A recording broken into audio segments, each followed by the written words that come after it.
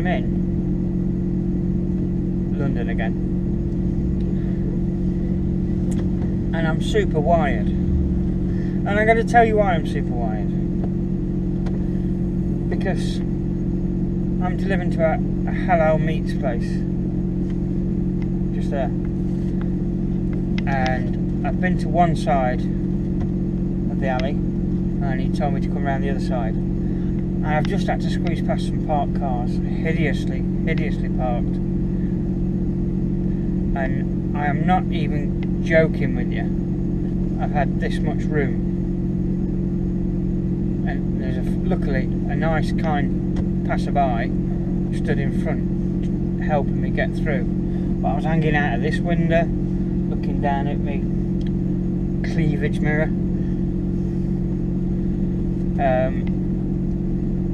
sneaking through. I was just listening, getting ready for a crunch or something, and I've already bent the rear bumper on a bay at a big RDC. There was not a lot of room from where the bay ends and the parking zone. Not a lot of room to swing, so it was literally a blindsider. And as I'm coming round, I just caught that, because bear in mind, you can't see your right hand side. You can't see exactly where that corner ends. You can only guesstimate it, because you've got no visual reference against it, you see. So I'm trying not to back into a lorry on the bay, and the bays are ridiculously tight at this particular place, stupidly tight. And I've just caught this bumper on a high curb, you know, like these curbs designed stop lorries going up them. Well, it's one of them, and there's loads of chunks missing out of it, so obviously I'm not the first one to do this. But I heard it catch, so I pulled forward again, and that's when I did the damage. I bent the bumper back. Well, when I went back onto the bay, I pushed it back, but there's a crease in it. So I rung the office and said, you know, I'm so sorry, but I've just bent your bumper. It's not a biggie in this industry. I mean, this crap happens, but yeah, when I get back, I'll have to put it down on the defect sheet, and somebody over the weekend will just run a weld down that, and that'll be that sorted. But yeah, so I didn't want to get I'd crunched parked cars to that list, and on top of that, you've got pedestrians that will not stop for you. Anywhere else in the country, like, they don't stop, but in London they really don't stop. It's almost like it's not going to hurt them that much, this 26-ton truck, you know. I don't think they quite get the concept. So yes, and couple all that with the fact that I'm wigged out because of this gearbox. It keeps letting me down. I figured out where the problem lies, and that is, you've got 4/4, yeah? Well, you've got first and second, and over the first and second is fifth and sixth. It's that set of gears there. Something's not quite right, something's sticking, and I'm getting neutral. Now, bearing in mind, when you're driving a range splitter, you have to wait, you have to drive and relaxed. You can't rush the gear changes, because you'll get what you call a false neutral. Well, that's what I'm getting, a neutral, and and I'm being dead relaxed with them, taking it nice and slow. I can even hear the click of the actuator doing its job, but sometimes it's sticking, and then you go down the road and it's as though it frees itself up again, and then you can select the gears again. But bearing in mind, when you sat at a set of traffic lights or a roundabout and you're in London, if you stood still for more than 3 seconds, people do start to use the horns, and I just want to get out and shove him up the backsides because it winds me up. yeah. There was a guy,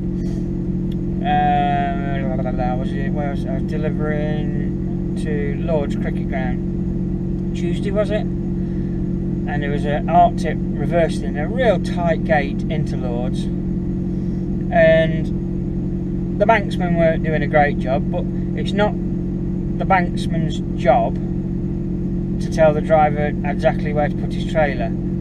Yeah, he hasn't got to tell him how to drive, and it took the driver a little bit of shunting because, bless him, it was tight. And this bloke started effing and jeffing at the banksman. Well, tell him where to effing go. Someone's got to get effing work. I thought, well, if you got up effing earlier, 10 minutes effing earlier, you wouldn't have to effing rush to work, and you wouldn't be effing late. You impatient effing TWAT. So, yeah, they got no patience, and that would drive me crazy. God, it really would. I can't be doing with impatience. I like London. I like to visit every now and again, but I'm going to be straight with you, and I'm sorry if you live in London. I can't wait to get home again. I'm just a country bumpkin at heart, see. I likes me fields and rolling hills and pastures, and I likes me woods and me rivers and me streams. I'm just a simpleton, really. So yes, honestly, after I've finished trying to squeeze out of that street onto a main road, luckily another lorry driver had seen my plight and stopped, and I got this other lady to stop for me. Of course, you got to be careful of not running anybody over on the curb, like, you know.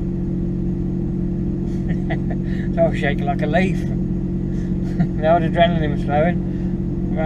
I need to get myself another set of undercrackers. I might see this house from down here.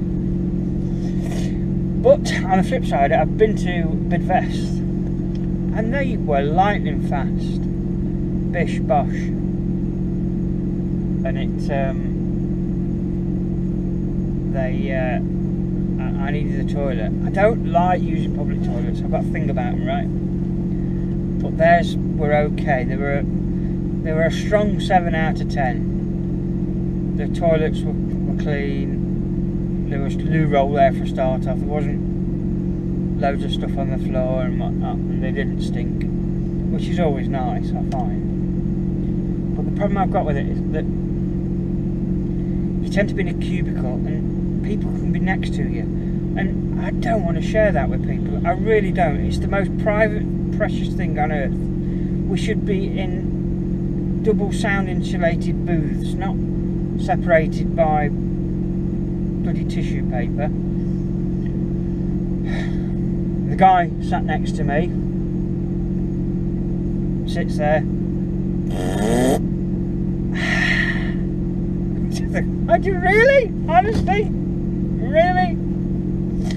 It's like a toilet. It's the best amplifier in the world. It just echoes, booms. You know these kids run around in the Ford Fiestas with big boom boxes in the back, yeah, for the bass. You don't need bass boxes. All you need is a pair of armated shanks sat on the back parcel shell, put your speaker in. Honestly, it'd be the loudest thing on the street, I swear. I don't want to hear what people do. And people got no shame, they just do it. Oh. That's why I don't like public toilets. If I can possibly have it. But when you got to go, you've got to go. I'm sorry we're having this conversation again. But yeah, Bidvest, that's a strong. It's a 7 out of 10. I'm quite impressed. Right, this Hello place. I'm sat here waiting. Yeah, I'm sat here waiting. I pulls up. I said, look, I don't have a tailgate and you don't have a forklift, sir. So this is going to be handballed off. So the idea is, I'll be on the back of the wagon, chucking the produce off to somebody on the ground.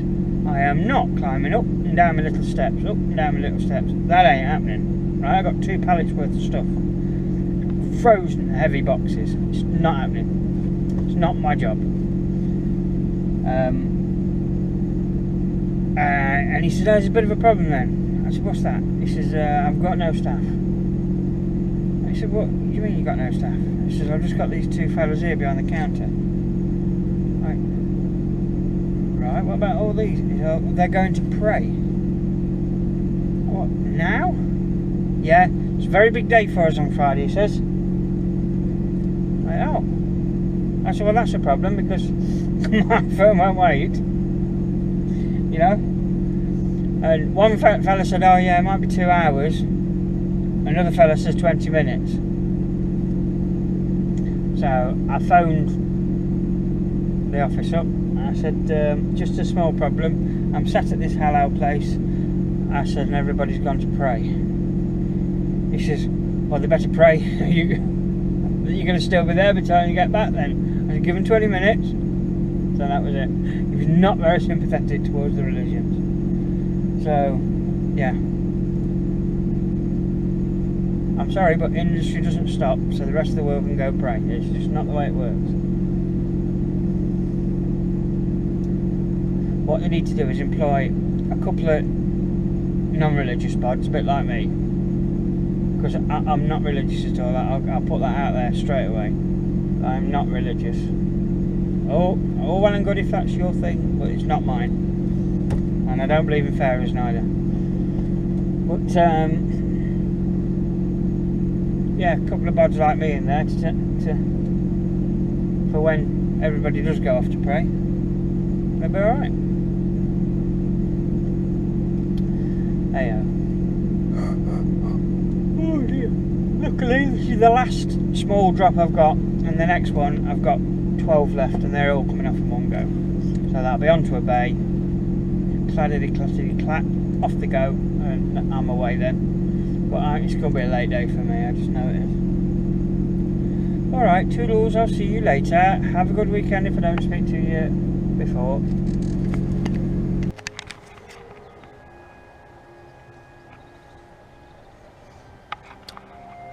Well, I'll put it this way.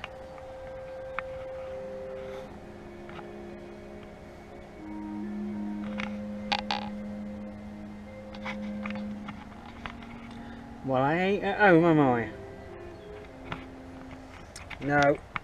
Right. Today's run was to Bedford, then London, and then I come across the other side to, where did I go today? Place. Let me get my folder. Nice Norton. What was that last shot? That's right, Braintree in Essex, big Essex. Yes, and I was making good time. And don't ask me which road I was on, I can't remember, the 214 or something like that. Then I got onto the A14. Oh no, oh no, not good. So yeah, and I've got about half an hour drive time left, so I thought, bagger it, I'll find somewhere now rather than end up in some service station either on the A14 or A1. That's where I was heading. So I turned off, did a few lefts, and ended up on this, which is a pretty quiet country road. You see in the mirror. So apart from the fridge going off all night, which I've turned off at the minute just so I can hear myself think, then it should be quite peaceful. Not ideal, let me tell you. But I've got no blanket, no pillow, no change of undercrackers.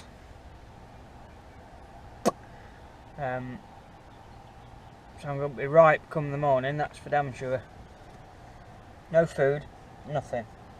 So I thought, well, I'll pull up here and I'll take a walk to the end of that road.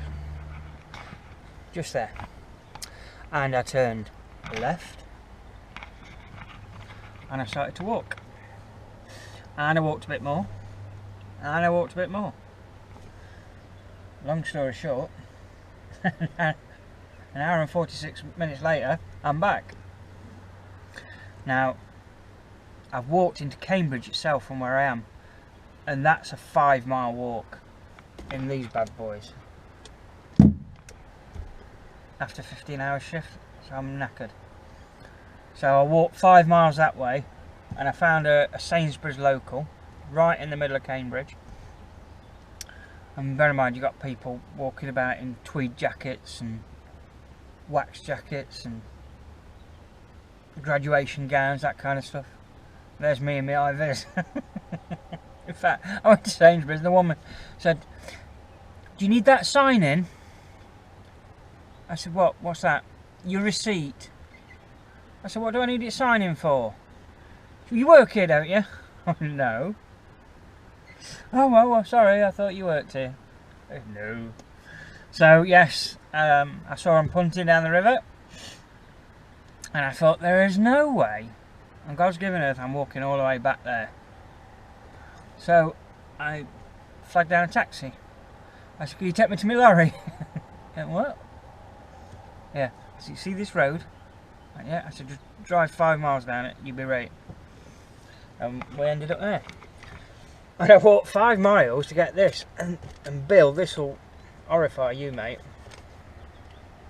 Look at that. That's my tea.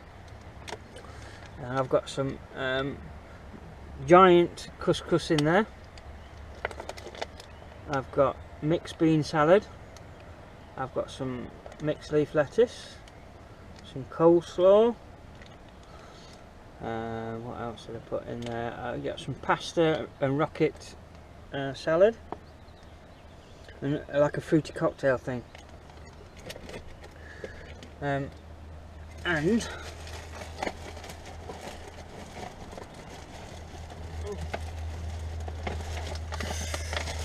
it does say the British, and they smell alright to the packet. Look, they'll still be sour, won't they? But I bought myself some strawberries. So that's my tea tonight, and I got a tube of Pringles, and that'll be it. I'm laid up the night. I've set the phone counting down 9 hours. As soon as my 9 hours is up, I shall be back on the road. I shall drive to the end of that road, turn a right, keep going, and I've been reliably informed that I'll end up on the A1. Job's a good one. But no, that last drop I did, where I got the 12 off, I had the 2 halal meats, which I couldn't get off because the lazy buggers had gone to prey. So I had to move them. They were dead good because I was late anyway. They tipped me really quick, but I couldn't make much progress. As soon as I run into the A14, that was it, I was buggered. I was always going to run into something. I was hoping to get close enough to Grantham area so I could give my wife a call, get her to bring a blanket out to me. But she's generous, bless her. But she ain't that generous. She won't be coming all the way down here to Cambridge. So yeah, so as soon as my 9 hours is up, I should be back on the road, take this wagon back, refuel it, because do you know what? That's one of the reasons I'm sat here now. Only one of the reasons. I mean, there's a series of things happened, but if the wagon had been good to go, because it was loaded, I'd have got in it, and that's an hour out my day straight away. By the time you've filled up the fuel, 3 tanks, AdBlue, red diesel for the fridge, white diesel for the tank for the road. By the time you've done that, got your paperwork and stuff. You can lose an hour in the yard comfortably. Yeah, a bit disappointed that I'm out on the road tonight. I don't mind if I'm prepared for it, but I'm just not.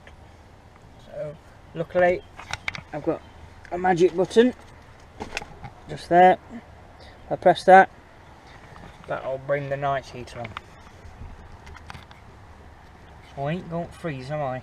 It's not cold anyway, I don't think.